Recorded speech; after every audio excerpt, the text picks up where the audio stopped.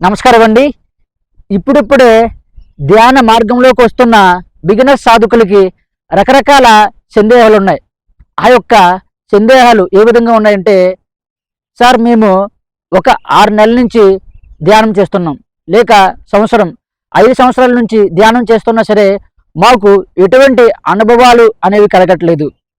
ధ్యానంలో ఖచ్చితంగా అనుభవాలు కలగాల. అనుభవాలు కలగకపోతే మేము ధ్యానం సరిగ్గా చేస్తున్నామా లేదా అనే సందేహం మాకు వస్తుంది.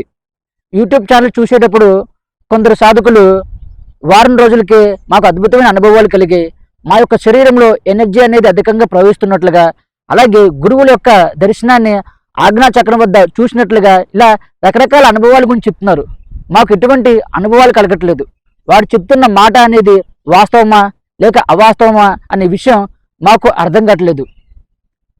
మా యొక్క సందేహాలకి మీరు ఏమైనా ఆన్సర్స్ ఇవ్వగలరా అని కొందరు సాధకులు నాకు ఫోన్ చేసినప్పుడు అడగడం జరిగిందండి. ఈరోజు వారు అడిగిన క్వశ్చన్స్కి సమాధానం తెలుసుకోబోతున్నాం. మొదటగా, సాధన ప్రాక్టీస్ చేస్తున్న కొందరి సాధకులకి చాలా తొందరగా అనుభవాలు కలుగుతున్నాయి. వారం రోజులకు కానీ, నెలకి కానీ, 6 నెలలకు కానీ తొందరగా అనుభవాలు కలుగుతున్నాయి. ఎందుకు వారికి అనుభవాలు కలుగుతున్నాయి అనే విషయాన్ని తెలుసుకునే ప్రయత్నం చేద్దాం. ఈ సాధకులు సాధనలోకి వచ్చే ముందు వీరికి తీవ్రమైన కోరిక ఉంటుంది. ఖచ్చితంగా ధ్యానంలో ఉన్నతమైన స్థాయికి చేరుకోవాలి, భగవంతుడి యొక్క తత్వాన్ని తెలుసుకోవాలి, స్పిరిచువల్గా గ్రోత్ అవ్వాలనే ఆలోచనతో వీరు ఈ యొక్క సాధనా మార్గంలోకి రావడం జరుగుతుంది. వీరు రాగానే సాధన ప్రాక్టీస్ చేయరు. ధ్యానం అంటే ఏంటి, ధ్యానం ఎలా చేయాలి, ధ్యానం చేసేటప్పుడు ఎటువంటి నియమాలు పాటించాలి, ఎటువంటి జాగ్రత్తలు పాటించాలి, క్రమ పద్ధతిలో చేస్తున్నామా లేదా అనే రకరకాల విషయాలను తెలుసుకుంటూ వీరు ఒక అవగాహనకి రావడం జరుగుతుంది.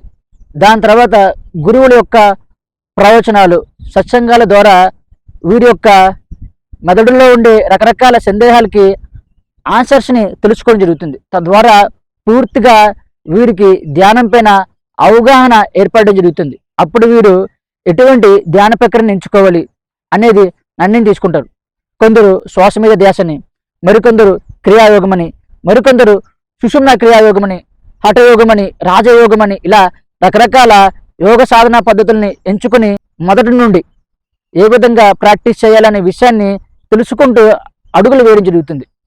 ఆల్రెడీ వీరు చాలా వరకు జ్ఞానాన్ని గ్రహించారు కదా, దానికి తగ్గట్టుగా వీరు ఉంటున్న ప్రదేశాన్ని చాలా నీట్గా ఉంచుకోవడం, అలాగే క్రమ పద్ధతిలో సాధన ప్రతిరోజు ప్రాక్టీస్ చేయడం, సాధన ప్రాక్టీస్ చేసేటప్పుడు శరీరాన్ని సాధనకి సమసిద్ధం చేయడం, ఇలా రకరకాల జాగ్రత్తలు పాటించడం వల్ల వీరికి వారం లేదా నెల, 6 నెలలకే అనుభవాలు కలగడం మొదలవుతాయి. తద్వారా వీరి సాధనలో మరింతగా ముందుకెళ్లేందుకు వీరికి ఒక అవకాశం అనేది ఏర్పడుతుంది. అదే కాకుండా ఇంతకు ముందు జన్మలో సాధన తీవ్రంగా ప్రాక్టీస్ చేసి ఆ యొక్క సాధనలో పరిపూర్ణమైన స్థితికి వెళ్ళే లోపల కొందరు సాధకులు మరణించడం జరుగుతుంది. అలా మరణించిన సాధకుల యొక్క సాధనకు సంబంధించిన వాసనా బలం అనేది ఈ జన్మలో కూడా వారిపై ప్రభావం చూపిస్తుంది.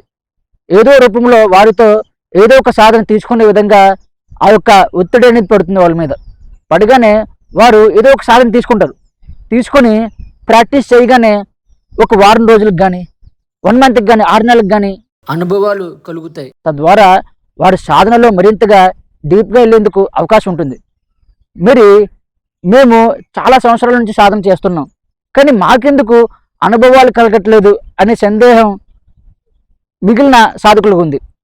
దానికి గల కారణం ఏంటంటే, వీరు సాధనలోకి వచ్చే ముందు వీరికి ఏవైనా అనారోగ్య సమస్యల నుంచి బయటపడాలని, లేక స్పిరిచువల్గా గ్రోత్ అవ్వాలని, అధికంగా డబ్బుని సంపాదించాలని, ఇలా రకరకాల విషయాల ద్వారా సాధనలోకి రావడం జరుగుతుంది.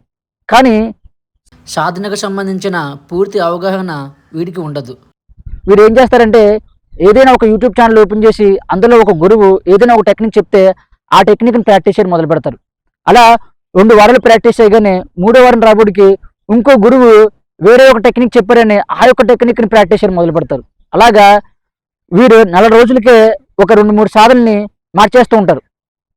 మరికొందరు ఒకే సాధన ప్రాక్టీస్ చేస్తున్నా సరే దాన్ని ఒక క్రమ పద్ధతిలో ప్రాక్టీస్ చేయరు. ఒకరోజు ఉదయం 6 గంటలు కానీ, మరో రోజు ఉదయం 7 గంటలు కానీ ఇలా రకరకాల టైమింగ్స్ని మారుస్తూ ఉంటారు. మరి కొందరికి ఏ విధంగా ఉంటుందంటే వారికి టైమింగ్ బాగానే ఉంటుంది, అలాగే అన్ని విషయాలు తెలుసుకొని సాధన ప్రాక్టీస్ చేస్తూ ఉంటారు. కానీ వారి యొక్క ఇంటి వద్ద ఏదో రకమైన శబ్దాలు వినిపించడం, ఎవరో ఒకరు వచ్చి వారిని డిస్టర్బ్ చేయడం, ఇలా రకరకాల కారణాల వల్ల వారికి సాధన అనేది జరగదు. ఒక్క క్షణం ఆలోచించండి. మన యొక్క మెదడులో రకరకాల ఆలోచనలతో ప్రతి క్షణం కూడా మనం వేదనకి గురవడం జరుగుతుంది. దానితో పాటుగా మన చుట్టుపక్కల కూడా అనేక రకాల శబ్దాలతో ఉంటే మనం సాధనలు కుదురుతుందండి? ఖచ్చితంగా కుదిరేందుకు అవకాశం ఉండదు. కాబట్టి సాధన చేసేటప్పుడు మన చుట్టుపక్కల ప్రదేశం అంతా కూడా చాలా నీట్గా, మనకు ఎటువంటి శబ్దాలు వినిపించకుండా, మనం సాధన చేసేంత వరకు ఎవరు మనల్ని డిస్టర్బ్ చేయకుండా ఉండే విధంగా మనం పరిస్థితిని ఏర్పాటు చేసుకోవాలి. అప్పుడు మీరు సాధన చేసినట్లయితే ఖచ్చితంగా మీకు అనుభవాలు అనేవి కలగడం మొదలవుతాయి. అలా కాకుండా మీరు దీనికి వ్యతిరేకంగా ఉన్నట్లయితే మీకు అనుభవాలు కలిగేందుకు అవకాశం ఉండదు. మరొక విషయం, సాధన చేసేటప్పుడు ఏ సాధన చేస్తే నా పైన తీవ్రంగా ప్రభావం చూపిస్తుంది అనే విషయాన్ని పూర్తిగా మీరు అవగతం చేసుకోవాలి. గురువుల యొక్క ప్రవచనాలు వినాలి. మీరు ఒక గురువు దగ్గరికి వెళ్ళి ఆ గురువు ద్వారా సాధన తీసుకుని ప్రాక్టీస్ చేసినట్లయితే తొందరగా మీకు అనుభవాలు కలిగేందుకు అవకాశం ఉంటుంది. ఎందుకంటే గురువు మీకు సాధన ఇచ్చేటప్పుడు తను చేసిన సాధనలో ఒక 10% మీకు శక్తిని దారబోసి సాధన ఇవ్వడం జరుగుతుంది.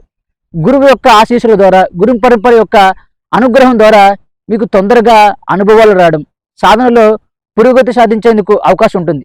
ఇలా ఏవీ కాకుండా మీకు మీరుగా ఏ విషయం తెలుసుకోకుండా సాధనలు ప్రాక్టీస్ చేసినట్లయితే ఎటువంటి అనుభవాలు కలిగేందుకు అవకాశం ఉండదు. కాబట్టి గురువు వద్దకు వెళ్ళండి. గురువుల యొక్క అనుగ్రహం ద్వారా, గురువుల యొక్క సత్సంగం ద్వారా, ప్రవచనాల ద్వారా మీరు విషయాన్ని పూర్తిగా అవగతం చేసుకుని సాధనలు ప్రాక్టీస్ చేసినట్లయితే సంపూర్ణమైన స్థితికి చేరుకోగలరు. కాబట్టి గురువుల యొక్క అనుగ్రహాన్ని పొందండి. అలాగే నేను క్రియాయోగ దీక్షను ఇవ్వడం జరుగుతుంది. ఈ యొక్క క్రియాయోగ దీక్షలో సాధకులు ఎటువంటి పొరపాట్లు చేస్తున్నారు, ఆ యొక్క పొరపాట్లను రిపీట్ చేయకుండా సాధన ఏ విధంగా ప్రాక్టీస్ చేయాలి, సాధనలో మనం ఉన్నతమైన స్థాయికి చేరుకోవాలంటే ఏ విధంగా మనల్ని మనం బలోపేతం చేసుకోవాలి అనే విషయాన్ని నేర్పించడం జరుగుతుంది. తద్వారా సాధకుల్ని సంపూర్ణంగా సాధనలో డెవలప్ అయ్యే విధంగా వారికి ఒక మార్గాన్ని చూపించడం జరుగుతుంది. మీకు ఈ వీడియో నచ్చినట్లయితే లైక్ చేయండి. అలాగే మీకు ఉండే రకరకాల సందేహాలకి కామెంట్ బాక్స్లో తెలియజేయండి. Thank you.